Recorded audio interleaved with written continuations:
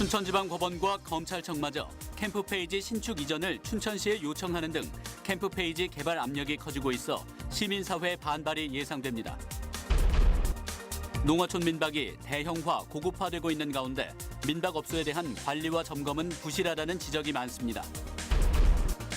오는 15일부터 19일까지 북한 평양에서 열리는 아리스포츠컵 국제유소년 축구대회에 참여할 도내 방북단이 내일 도라산 육로를 통해 평양으로 들어갑니다. 이슈 인터뷰, 한국전쟁 격전지였던 양구 펀치볼에서 내일부터 열리는 평화의 꽃을 피우는 축제 2018 DMZ 아트 페스타를 짚어봤습니다.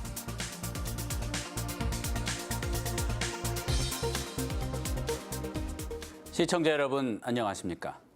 이재수 춘천시장이 캠프페이지에 여러 시설이 입주한다고 한 발언의 파장이 일파만파로 번지고 있습니다. 춘천지방법원과 검찰청마저 캠프페이지 신축 이전을 요청하는 등 캠프페이지 개발 압력이 커지고 있어 시민사회 반발이 예상됩니다. 강화길 기자가 보도합니다. 춘천지방법원장과 춘천지검장이 춘천시장을 찾았습니다. 법원장과 검사장이 동시에 시청을 찾은 것은 극히 이례적입니다.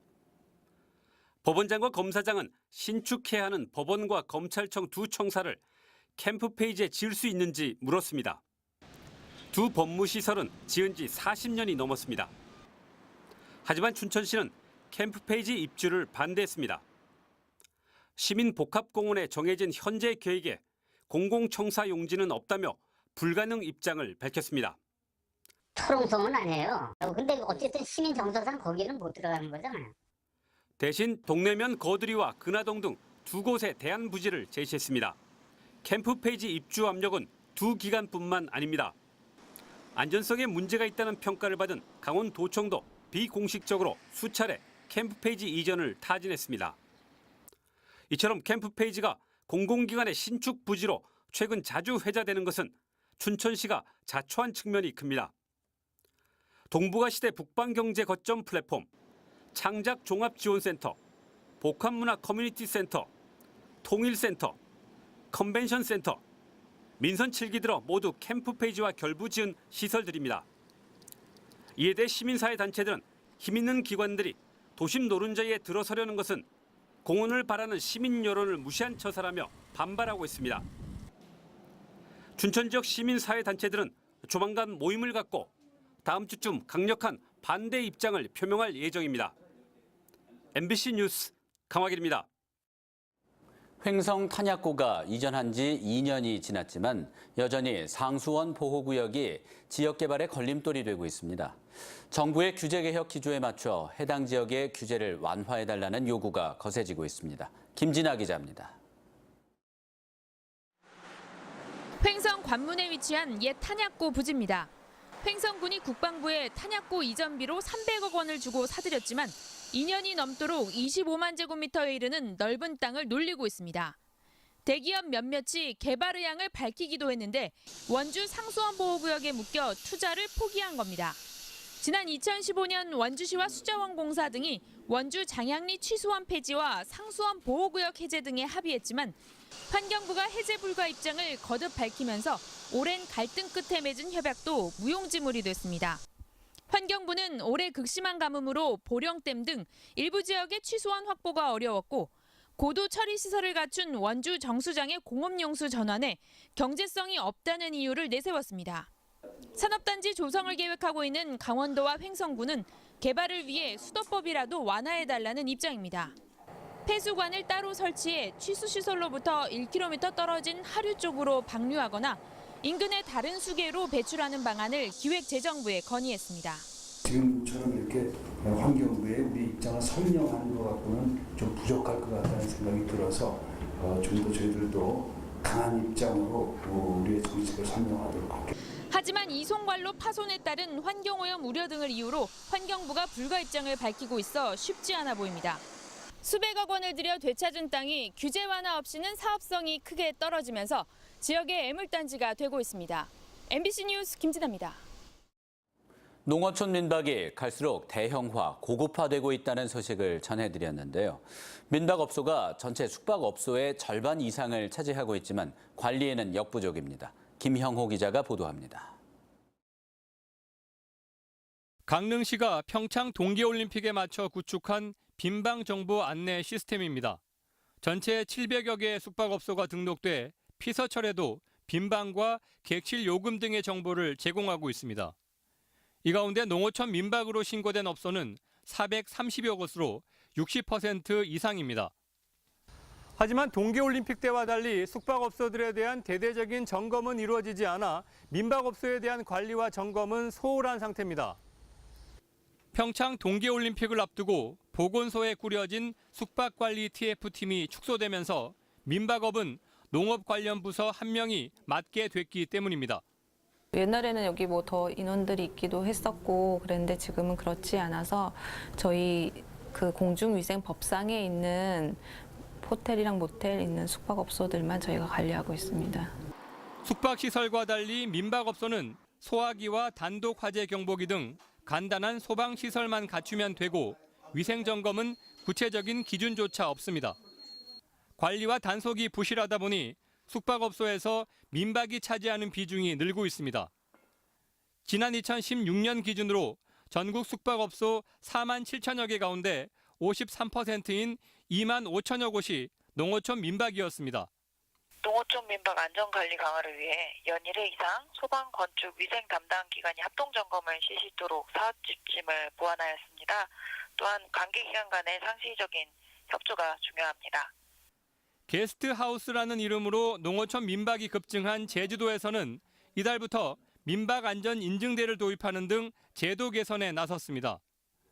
강원 도내 농어촌 민박업소는 4천여 곳으로 전국 광역지자체 가운데 가장 많아 체계적인 관리 체계 도입이 필요합니다. MBC 뉴스 김영호입니다.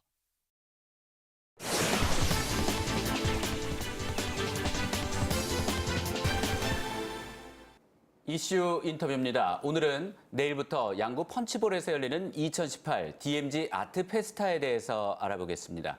황운기 총괄 제작 감독 나와 계십니다. 안녕하십니까? 네, 안녕하세요. 네, 반갑습니다. 네. 올해가 정전 65주년 되는 해이기도 한데요. 의미 있는 행사가 열리네요. 이번 DMZ 아트 페스타에 3천여 명의 예술인들이 참여한다고요? 네, 내일 열리는 DMZ 아트 페스타에는 전국 해외 각지에서 오신 3,000명의 예술가들이 함께 2박 3일 동안 예술과 또 평화를 외칠 계획입니다. 네, DMZ가 이렇게 생명과 평화로 승화된 적이 별로 없었던 것 같은데요. 이번 아트 페스타를 통해서 일반인들에게 어떤 걸 보여주실 계획인가요? 기본적으로 이 참여하시는 분들에게는 이 아트 DMZ 공간에서 영감을 얻을 수 있게 될 것 같고요. 또 많은 예술가분들은 이곳에서 실제 얻은 영감과 또 평화의 메시지를 전 세계 사람들에게 펼쳐 보여주지 않을까 생각합니다. 네, 이번 DMZ 아트 페스타의 주제가 발화더라고요. 네. 어떤 의미를 담고 있나요? 발화는 두 가지 의미를 갖고 있습니다. 실질적으로 불이 붙다는 의미도 있고 또 꽃이 피다라는 의미도 있습니다. 다시 한국말로 말하면 꽃이 피다라는 주제를 갖고 진행되는데요. 이 아픔의 공간이자 평화의 공간인 이 DMZ 해안면에서 실질적으로 아픔을 딛고 평화의 공간으로 꽃이 피겠다라는 그런 내용으로 진행되고요. 이런 곳에서는 2013년 만들어진 평화의 길에서 대형 퍼레이드와 그리고 성황지 연못에서의 생환이라고 하는 주제 공연을 펼쳐지게 될 계획이고요. 을지전망대에서 우회주 아티스트의 공연 그리고 뭐 러시아, 필리핀 다양한 나라에서 참여하는 그런 예술 활동으로 진행될 계획입니다. 네, DMZ의 생태와 예술적 경쟁력을 높일 수 있기 위해서는 강원도만의 전략 어떤 것들이 필요하다고 보시나요? 이번 프로그램이 2018 문화올림픽 평화올림픽 레거시 프로그램으로 진행되고 있는데요. 올해 첫 사업인 만큼 올해를 넘어서 매년 연례적으로 개최해서 전 세계에 있는 예술가들이 함께하고 이곳에 모여가지고 평화에 대한 인식 그리고 평화에 대한 메시지를 나누는 것이 중요하다고 생각합니다. 네, 분단의 대가로 얻게 된 공간이죠. DMZ가 생명과 평화의 성지로 거듭날 수 있도록 기대하겠습니다. 오늘 나와주셔서 감사합니다. 네, 감사합니다. 춘천을 비롯한 영서 지역은 오늘 밤 강한 소나기가 내리겠습니다. 오늘 춘천과 홍천은 낮에 소나기가 내려 20mm의 강우량을 기록했습니다. 영서 지역은 오늘 밤까지 곳에 따라 10에서 60mm의 비가 더 내리겠습니다. 강원지방기상청은 중부 산지에 시간당 20에서 40mm의 매우 강한 소나기가 내리는 곳이 있겠다며 야영객들의 주의를 당부했습니다.